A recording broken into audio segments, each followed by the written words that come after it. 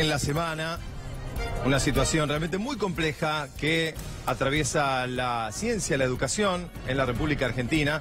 Muchas veces hablamos de lo que ocurre a nivel primario, secundario, se ve y mucho y se conoce mucho la pelea que llevan los docentes, por ejemplo, bonaerenses, de la Ciudad de Buenos Aires, de todo el país, lo difícil, ¿no?, que ha sido en algunos casos cerrar y en otros paritarias que están sin cierre todavía. Y esto también ocurre a nivel de casas de altos estudios, por supuesto, y el financiamiento que hace falta para aquellos que trabajan y que son investigadores y que son becarios del CONICET. Una, problemática que venimos hablando aquí en C5N desde el principio de año, tenga algún tipo de resolución. Los presupuestos se siguen acotando y lamentablemente la solución al problema no aparece. Y por eso es que vamos a hablar de esta situación con, universitarios que seguirán reclamando la semana que viene, medida de fuerza que hubo esta semana, clases públicas y abiertas que se realizaron en la calle, por ejemplo, el día de ayer, lo decía, en sociales, y una medida de fuerza que se va a extender también la semana que viene porque no hay solución al conflicto. No solamente es el incremento salarial, ¿no?, que sigue siendo muy magro, porque lo que se ofrece tiene que ver con un 15%, el último momento fue del 5,8%, y ya se había adelantado uno del 5%, estamos hablando de algo claramente insuficiente con respecto a lo que es la inflación en nuestro país, sino también el financiamiento de las tareas que tienen que ver con investigación y ese dinero que se necesita en el día a día y no está. Que la pregunta que yo dejaba pendiente antes de la pausa era: ¿importa la educación? ¿Interesa la educación, la investigación en nuestro país? ¿Importa? Vamos a darle la bienvenida ya de por sí a todos nuestros invitados que están aquí y que vamos a hablar con ellos. Juliana Fera, que es estudiante, Lucas Tabolaro, que también es estudiante, Luis Baraldo, investigador del CONICET, Sergio Romano, investigador del CONICET, Valeria Levi, investigadora también del CONICET, y Andrea Peralta, del gremio APUBA. ¿Cómo les va? ¿Qué tal? Gracias por estar esta tarde. Bueno, ¿interesa la educación y la investigación? Sí, bueno, a nosotros se nos va la vida, así que sí, y estamos convencidos que Argentina tiene una plataforma de investigación muy importante y la educación universitaria es de gran calidad, muy importante, pero estamos atravesando un momento muy difícil, que hizo que en la facultad esta semana, por primera vez en muchísimos años, estábamos haciendo la cuenta, desde hace 17 años, que no hay tanta actividad, y esta semana la facultad estuvo prácticamente paralizada. Pero a los de arriba, al gobierno, aparentemente a los ministerios. Aparentemente no hay, al menos nuestro diagnóstico es que no hay un proyecto de ciencia y tecnología en Argentina. En particular, creo que todos los que estamos acá coincidimos que es la única forma de que el país realmente llegue a desarrollarse. No hay ningún país en el mundo que se haya desarrollado sin tener una gran inversión en ciencia y tecnología, justamente porque es lo que permite que el país esté a la vanguardia. Evidentemente, este gobierno no piensa que nosotros seamos importantes para el futuro de Argentina. ¿Por qué perdón, Pablito, sí, pero ¿por qué es importante, y esto para los que nos están escuchando, ¿no? ¿Por qué es importante que un país tenga un desarrollo en investigación, un desarrollo en educación? ¿Por qué es importante? Bueno, ese es el sistema de formación, vendrían a ser las inferiores de la ciencia. Es el lugar donde se forman los científicos y tecnólogos, y necesitamos esa gente para meterle en todos los campos, en la política pública. Hace un rato se estaba hablando de la producción, de la competitividad, de lo que pasa con los productos en extranjero. Todos esos productos traen conocimiento, o sea, no es solamente el producto, hay un diseño, una tecnología, un desarrollo. Si no somos capaces de llevar el conocimiento, que en Argentina lo tenemos, y abundante y gran experiencia, hemos dado muestras de que somos capaces de desarrollar conocimiento y de competir tecnológicamente. Tenemos, en varias áreas hemos demostrado que somos competitivos. Si no somos capaces de dar ese salto y meterlo en todo y competir en todo, y vamos a pasar a ser espectadores. Cuando se dice sin ciencia no hay futuro, lo que estamos diciendo es no vamos a tener el futuro de nación al que aspiramos, una nación activa, competitiva, en términos de las inferiores. Queremos jugar los partidos, claro, queremos ganar, queremos competir. Sí, porque al mismo tiempo se le dice que hay que estudiar, ¿no? Y estudien, porque el estudio y el desarrollo y el conocimiento es la base, ¿no? Sí, de ese desarrollo. Particularmente yo soy estudiante de la facultad y cada vez se dificulta más llegar con todos los aumentos porque la crisis económica es general. y es complicadísimo llegar a estudiar y el esfuerzo que significa para nosotros en esta situación, y son 6 años de estudio para que después tengamos que irnos afuera a producir conocimiento cuando queremos desarrollar nuestro país, cuando queremos que la ciencia sea para el pueblo, queremos mejorar las condiciones de las personas, porque para eso es el desarrollo de un país. ¿Podrían explicar? A ver, porque muchas veces se habla de CONICET y parece como un ente, ¿no?, abstracto que está por allí en algún lugar, y ese dinero del cual estamos haciendo referencia que no está, que se está cortando, es decir, ¿cómo llega a la facultad? ¿Cómo se articula la investigación, el CONICET, la facultad, el conocimiento, las carreras? ¿Qué resumen podés hacer para que se entienda lo importante en el mismo edificio? Lo que sucede es que a veces algunos investigadores cobran de una ventanilla, otros cobran de otra ventanilla, pero la verdad que somos compañeros, estamos uno al lado del otro en los laboratorios, y compartimos recursos, y cuando le va bien a uno, también eso transita o resulta en que le va bien a los demás, porque compartimos, porque cuando hay un equipo nuevo... Sí, en esencia CONICET lo que hace es el organismo que financia y tiene a cargo la promoción de la ciencia. Como tal, hay investigadores que cobran sueldo de CONICET, becarios. Los becarios son esenciales porque son los chicos que van aprendiendo cómo es ser científico, y ese conocimiento después lo pueden llevar tanto a la investigación como a la industria. Entonces, CONICET promociona eso. Ahora CONICET fundamentalmente está limitado a pagar sueldos, mientras que antes podía financiar las líneas de investigación que eran importantes para el desarrollo del país. Pero concretamente nosotros en la facultad tenemos más de 700 investigadores de CONICET que están en nuestros edificios todos los días, y más de 700 becarios de CONICET que muchas veces son también docentes. Y eso significa laboratorios que, por ejemplo, los estudiantes participan, trabajan, consultan, les da la oportunidad a todos nuestros estudiantes de saber que la ciencia se puede hacer en la Argentina porque ellos la hacen en primera persona. Y en el día a día, ¿en qué notaron el recorte? Porque, a ver, ayer estaba hablando con la gente de sociales, decía, aquí necesitamos insumos que en esta tarea de investigación se consumen constantemente, y la plata para comprarlos no está. ¿En qué lo notaron ustedes? Sí, para mí, hay varios aristas. Creo que una tiene que ver con claramente el financiamiento que hoy en día tienen para poder hacer una investigación, la compra de subsidios. Además del retraso en varios pagos, del congelamiento, la devaluación que hubo, muchos subsidios son importados. Y creo que hay un tema que nos golpea sobre todo a los estudiantes, y es que la principal salida laboral que tienen los estudiantes de la Facultad de Ciencias Exactas y Naturales es investigar. Claro. Entonces, si esos estudiantes no pueden encontrar un lugar en el país, ¿qué van a hacer? Se van a tener que ir a otro lado. Todos esos recursos que estamos formando acá los vamos a perder. Y la verdad es que lo que sucede con esto es que no es que en un año, bueno, se vuelva a financiar y se arregla. No, son... muchos años de inversión, y por eso, y esto me parece importante recalcarlo porque yo al menos entré a la facultad en 2012, nunca había un grado de movilización tan alto en un arranque de cuatrimestre, por eso, que hubo varias clases de paro, hubo jornada de discusión en el aula, se hizo una masiva asamblea estudiantil, también se movilizó el jueves al Congreso. Fue algo que realmente nos preocupa a toda la comunidad, porque así como está la situación, no va a poder seguir funcionando la facultad, porque imagínense quién va a poder investigar, cómo nos vamos a poder seguir formando con esa perspectiva. Los docentes tienen un salario congelado. O sea, ¿quién va a querer ser docente si le ofrecen un 15% de aumento cuando ya la inflación que dice el INDEC del gobierno es mayor a eso? ¿Cuánto cobra un docente, por ejemplo? Bueno, depende la cantidad de horas. Yo, en mi caso, yo soy jefe de trabajos prácticos. O sea, me encargo de una materia de sistema operativo, que la parte práctica cobro 6.000 pesos por mes. 6.000 pesos. 6.000 pesos por mes, y de salario de bolsillo. A eso se le suma la beca que nos da el CONICET, pero por investigar, por la parte de investigación. O sea, son dos laburos distintos. Claro, la parte de investigación cobro 20.000 pesos, también por el último momento, que veníamos con un salario congelado desde diciembre del año pasado, y a eso nosotros no nos querían ni reconocer este año el 15% que había cerrado UPCN de las paritarias.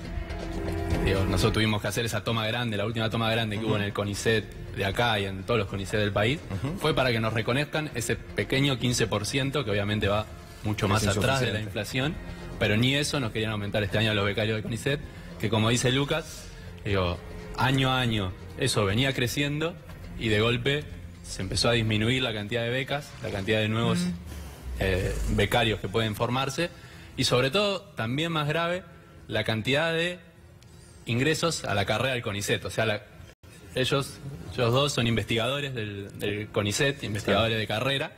cuando vos tomás la decisión de hacer un doctorado, de estudiar 5 años más después de haber hecho la carrera de grado, uno lo hace aspirando a que puede convertirse en un investigador. Bueno, en un momento se venía, digo, eso, no sé si la cámara lo va a llegar a tomar, pero hay un gráfico, medio difícil, perdón, lo complico al camarógrafo, si no lo explico igual.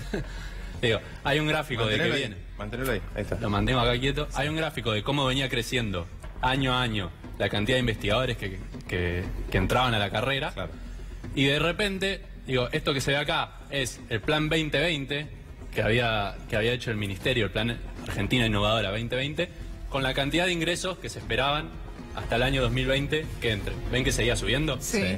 Bueno, eso es lo que nos habían prometido cuando nosotros empezamos. Esa línea roja es la línea roja es lo que nos tendría que haber sido. Claro. Y esto es lo que en el pasó. 2017 el ministro Lino Barañao definió, bueno, y Secato, el director del CONICET, esta línea verde acá. Claro. Y un año después nos volvieron a cambiar las reglas y lo bajaron a 400. Siempre por abajo, ¿no? Entonces, pero mirá lo que es la caída, es impresionante, ¿no? Sí, La este caída año, entre el 2015 y 2016. sí, este año el número de ingresos va a ser de 0. O sea, ni siquiera cubren los investigadores que se jubilan. Bueno, ahí está el ajuste, ¿no? Y ese déficit que hay que... ¿Cuántos que investigadores se cumplir, jubilan? Habitualmente, Luis, por vos año, tenés y alrededor de 200 en todo el país estamos hablando, porque quiero también señalar, toda esta situación que estamos describiendo no es propia de la facultad, esto está sucediendo en todas las facultades y en todos los centros del país, porque tiene que ver con la política general, tiene que ver con el presupuesto. Y quiero hablar del presupuesto y quiero hablar del Congreso, porque el presupuesto de los organismos que financian viene del presupuesto que asigna el Congreso, y sabemos que dentro de poco tiempo va a comenzar a discutirse el presupuesto, y es imprescindible, en primer lugar, que haya un refuerzo en el sector de ciencia y técnica para el CONICET y para las otras agencias, para que finalmente los investigadores puedan cubrir los gastos de sus laboratorios. Que insisto, en este momento, en todo el país, muchísimos laboratorios están manteniendo los insumos de su propio bolsillo, porque no hay reintegros. Y para que ingresen los nuevos, además, que como decía Abigail, hay personas que se retiran, que se jubilan, y obviamente hay que seguir reponiendo. Pero ¿no? aparte, si se y jubilan aparte, 200 en todo el país y el ingreso es 0... Sí, sí. No, estamos chiques. claramente, la tendencia es a la baja. Claro. Y este es un área donde, como decía Sergio, lo describió muy bien. Yo cuando ingresé veía una perspectiva de futuro, porque todo lo que nosotros hacemos es adentro de muchos años. 5 años del doctorado, 3 años de un proyecto de investigación, son carreras, estamos siempre proyectando para adelante. Entonces a veces no es tan malo lo que nos pasa hoy, Sí, ¿no? como saber cómo viene la pendiente. Y la pendiente los 3 últimos años, la tendencia de los últimos 3 años, es muy mala. Por eso también nos parece, hay un proyecto de ley de financiamiento de la ciencia que tiene sanción de la Cámara de Senadores, y que esperamos que el diputado finalmente lo trate, porque si el Congreso aprobara un proyecto de financiar en forma constante la ciencia, entonces estaríamos hablando de otra situación, y estaríamos hablando de lo que debiéramos hablar, de cómo hacemos para transformar Para mejorar, la buena optimizar. ciencia Claro.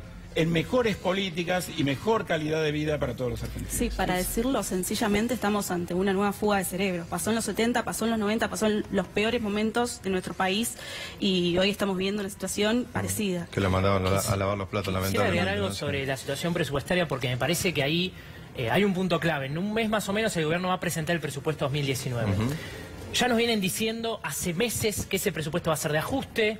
Bueno, el gobierno, al firmar el acuerdo con el Fondo Monetario Internacional, se 300.000 comprometió... millones. Claro, pero se comprometió a bajar el déficit. ¿Y qué es bajar el déficit? Para ellos es bajar el gasto público, y ya lo ha dicho la gobernadora Vidal, que las universidades son un gasto. Y este año, por ejemplo, en muchas universidades nacionales se está subejecutando el presupuesto. Hubo abrazos muy grandes en varias universidades del conurbano, sobre todo en varias universidades de la provincia. Y hay un rumor muy fuerte que el año que viene el presupuesto para las universidades nacionales va a ser menos en términos absolutos que el de este año. Menor que la subejecución. decís Ojalá... vos. Porque, a ver, la subejecución tiene como objetivo generalmente decir, bueno, no se necesitó este dinero, se achica la partida Claro. para el año siguiente, que es lo Pero que el generalmente rumor ocurre. que está circulando es que va a ser menos que el que le asignaron este año a toda la universidad pública.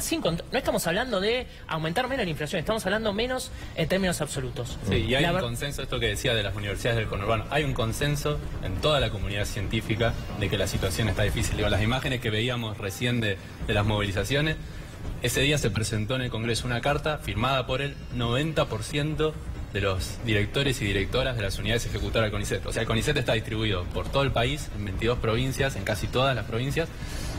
Hay directores, digo, de distintas trayectorias, de distintas disciplinas, digo, hasta distintas ideologías políticas, ese 90% firmó una carta pidiendo la ley de financiamiento y diciendo vamos a una parálisis de CONICET, decía carta, muy clara. Sí, estamos al borde del colapso. Me gustaría escucharte a vos, que sos personal no docente, de hecho. ¿Qué opinás de todo esto que están hablando? Bueno, en el caso de SACTA siempre hablamos que somos una comunidad porque todos los claustros tiramos para el mismo lado. Y en esta jornada que hubo esta semana estuvimos apoyando a todo lo que es exactas, porque bueno, para explicarles un poco, estuvimos el primer día de la jornada explicándole a los ingresantes, a los estudiantes, el rol que tienen los no docentes dentro de la universidad pública. El no docente no es solo el mantenimiento del edificio, la limpieza, la parte administrativa, sino que tenemos muchos compañeros que también trabajan en los laboratorios con los investigadores y son parte de la ciencia. En nuestra facultad tenemos más de 400 compañeros y compañeras no docentes. ¿El incremento salarial ahí está en línea? Ahora pudimos adelantar una cuota, pues nos pagaron en cuotas un 15% y pudimos adelantar un par de meses, pero bueno, queremos una reapertura de paritarias. Obviamente porque, bueno... Sí, a ver, una de las condiciones del fondo era 8%. De todo. ¿no? Obvio, pero es lo que nos pasa a todos los gremios en general. Pero bueno, en el caso de Exactas nos pasa esto, que bueno, nos unimos y acompañamos el jueves, estuvimos en el Congreso también. Y falta gente también, a ver, lo que mencionaban es que acá, por ejemplo, ingreso cero, ¿no? De investigadores, ya eso es un problema porque obviamente no se repone ni siquiera la gente que abandona los cargos por la cuestión que fuere. En el caso de ustedes, ¿está faltando personal? ¿Está faltando gente? No, se reemplaza solo por el personal que se jubila, o en el caso de fallecimiento, por pero ahora no tenemos... ¿se reemplaza? No hay aumento de personal. Hace 20 años que estamos con la misma planta de no docentes de la facultad. Y eso es otra clase de problema, porque bueno, la facultad incrementó muchísimo la cantidad de investigadores y de becarios, pasamos de alrededor de 400 investigadores, y eso nos genera... A ver, lo cierto es, yo ingresé a estudiar en la facultad en el año 82. En el año 82 la facultad era una cáscara con muy poca actividad, porque el edificio existía, pero la gran mayoría de los laboratorios estaba cerrado, con algunas excepciones. No quiero olvidarme de la gente que en aquel periodo todavía podía seguir haciendo investigación, pero el paisaje habitual era todos los laboratorios cerrados, y la verdad que costó mucho llenarla de actividad, incluido, por ejemplo, hubo un periodo donde abríamos laboratorios todo el tiempo y después nos encontrábamos con que la infraestructura no estaba en condiciones porque comenzabas a usar el agua y resulta ser que los caños perdían por todos lados. Y no se notaba porque durante años no se habían usado. En este momento tenemos un edificio donde absolutamente cada metro cuadrado tiene instrumental, cada problema que tenemos es una emergencia. Siempre uno quiere mejor, pero lo que te decía es, donde quiera que tenga una pérdida de agua es una emergencia, porque abajo tengo un instrumento que es imprescindible para que alguien termine la tesis. La verdad que nos falta personal de mantenimiento, pero la verdad que estamos muy satisfechos y sobre todo, yo creo que tenemos literalmente cientos de laboratorios de investigación, lo que le da a nuestros estudiantes. Todos nuestros estudiantes hacen una experiencia de investigación y se van sabiendo lo que es hacer investigación. No hicieron ciencia leyendo el libro, hicieron ciencia trabajando con científicos, analizando los problemas, viendo qué es hacer ciencia, y esa es una experiencia que se llevan a futuro. Insisto, el gran desafío de la Argentina es transformar todo eso, que es una cosa difícil de hacer. No todos los países son capaces de formar científicos, pero después eso tenemos que ser capaces de transformarlo en mejores políticas, mejor performance del Estado, mejores productos, mayor competitividad para la economía, etcétera, etcétera. Pero para hacer ese partido, que es difícil, tenemos que proponernos jugarlo. Si directamente abandonamos y si decimos no financiemos más nada, porque en realidad nada de todo esto nos importa, insisto, la analogía. Estamos cerrando las inferiores, daría la sensación de que no estamos dispuestos a jugar el partido. Claro, ¿Por qué sienten o por qué creen que no los escuchan, que no los reciben, que no son parte participable, diríamos, de esta discusión? Fundamentalmente la percepción, creo, de todos nosotros es que no formamos parte del proyecto que tiene el gobierno para el país. O sea, el gobierno no está pensando en un desarrollo tecnológico, lo ha demostrado numerosas veces, por ejemplo, abandonando el proyecto ARSAT, que fue uno de los proyectos icónicos que el mismo gobierno decía que era un buen proyecto. Tremenda deuda con INVAP, ¿no? También, por ejemplo, no estamos incluidos porque este país, el país que se está pensando, es un país para muy poquitos, no es un país inclusivo. No piensan en nosotros, no se piensa tampoco en los jubilados, no se piensa en los alumnos de primaria. O sea, yo tengo el doble rol de también ser mamá y sufrir toda la situación de las escuelas públicas primarias y secundarias. O sea, es un país en crisis porque es un país para muy pocos, para solo una pequeña fracción que tiene todo. Yo creo que esa pregunta es fundamental, sobre todo porque también si uno piensa, digo, ¿cómo con el mismo ministro, ¿no? Con el mismo equipo, tal cual. De repente estábamos bien, creciendo y ahora tenemos un acuerdo todos de que está funcionando mal. Exacto. Tiene que ver, como decía Vale, con el proyecto de país. Si uno efectivamente nuestras industrias se tienen que desarrollar y tienen que ser más productivas para competir en el mercado internacional. Eso estamos todos de acuerdo. Ahora, hay dos maneras, ¿no? O abrimos las importaciones, como contaban recién los empresarios que vinieron, abrimos las importaciones, les aumentamos las tarifas, los hacemos competir así, y que se fundan, se cierren las empresas que no pueden competir.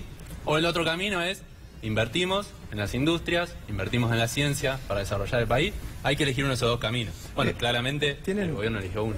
¿Tienen números como para ver cuánto es el presupuesto del cual estamos hablando para que esto funcione como tiene que funcionar, como corresponde, para que se puedan garantizar los ingresos becarios? ¿Cuál sería un número aproximado? En este momento no tengo la cifra con claridad, pero es un número...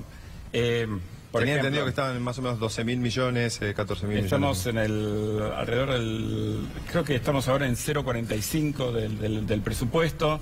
0,45. Estábamos en la discusión al inicio del gobierno. El gobierno había prometido... estábamos en el 0,6, había prometido llevarlo al 1,5. Exacto. En lugar de ir en esa dirección, estamos yendo en la dirección contraria. Y bueno...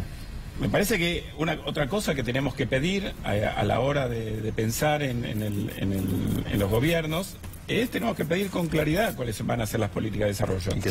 Tiene que ser motivo de análisis en la campaña, tiene que preguntarse concretamente cuál va a ser la estrategia de desarrollo. Sí, bueno. Yo te recontrabanco, sabé lo que te recontrabanco.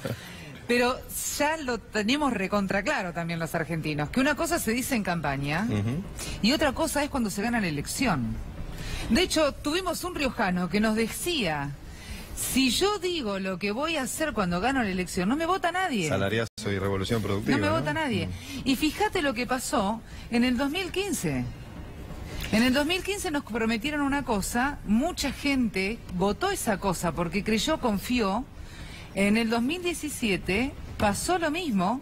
¿Y qué pasó meses después nada más? Vino la reforma previsional, vino la reforma tributaria. Bueno, ahí ves que también se necesita a los científicos. Hay algo que tenemos los científicos que es el pensamiento crítico. Si todos hubiéramos, por ejemplo, analizado quién era Macri, de dónde venía, cuáles eran sus orígenes, hubiéramos podido por ahí contrastar un poco mejor el discurso. Pero es que por se encuentran con muchos desilusionados que dicen, no puedo creer. En el caso de usted... Esta semana... La cara, pobre. La cara. No le hacen la propaganda, ¿no? Usted lo dijo, no. Claro, no te voy a bailar como la del perro, pero no. Desilusión que es lo que pasó esta semana en el Consejo Superior de la UBA, digo que es, para que la gente entienda, es como si fuera el Congreso de la UBA, donde están los no docentes, los docentes, los graduados, estamos representados todos los sectores y además todas las facultades, ¿no? Los médicos, los arquitectos, los biólogos, etcétera. Sí. Digo, en ese Consejo Superior, donde hay peronistas, radicales, independientes, muchos radicales. Muchos radicales, además, para ser precisos. Bueno, ese Consejo Superior sacó una resolución también, de preocupación por el estado presupuestario de la ciencia. Efectivamente, seguramente los radicales que acompañaron este proyecto... pero no me contestaste, muchos agachan la cabeza, ¿no? Y bueno, y hoy acompañan incluso las críticas. Pero bueno, gracias a... Yo creo que hay algo que es importante analizarlo, es que el gobierno justamente esconde esta discusión Porque en la sociedad está bien visto invertir en educación, invertir en la ciencia. Uno Sí, claro. le pregunta a una persona de a pie en la calle, ¿y quién va a decirle que le parece mal invertir en la ciencia? Y por eso el gobierno no puede explicar esto públicamente. Si uno se fija hace Lo poco... dijiste bien, invertir no va a estar, ¿no? Claro, pero si se fija hace poco, digo, cuando fue consultado Marcos Peña hace varios meses, él dijo, no, está aumentando la inversión en ciencia. Ellos no quieren que este tema se visibilice en la sociedad, porque es un debate que no pueden responderlo, ellos no lo pueden responder. Y por eso nosotros nos movilizamos al Congreso, intentamos visibilizar esto, porque nos parece importante plantear este debate en la sociedad. Porque el gobierno nos habla de, bueno, desarrollarnos, vivir mejor. Bueno, ¿cómo se va a hacer eso si no se invierte en ciencia? ¿Se va a hacer acordando con el FMI? Claramente no. Bien, les agradecemos mucho a todos por haber participado en el día de hoy. Seguiremos hablando de esta cuestión. ¿Te quedó algo? ¿Qué? Bien cortito, que hoy los medios no nos están levantando, que esto es uno de los pocos medios que nos levantan justamente hablando de la visibilización de este conflicto y que por eso tenemos que salir a las calles. Todas las universidades, esto es general, esto es masivo y esto es una crisis real y que realmente se tiene que terminar porque así no podemos seguir. Gracias por reconocerlo. Gracias, gracias. Lo mismo hicimos con lengüitas y con todo lo demás. Vos sabés que lo que decía él me hizo acordar a lo que nos contaba el intendente de Cambiemos, el ex intendente. ¿Te acordás de la teoría del oso? Sí. De esta del que cuando ellos no pueden decir algo, no pueden reconocerlo, entonces se llaman a silencio. A silencio, sí. Entonces, pasa, ¿no? si pasa, pasa. Claro.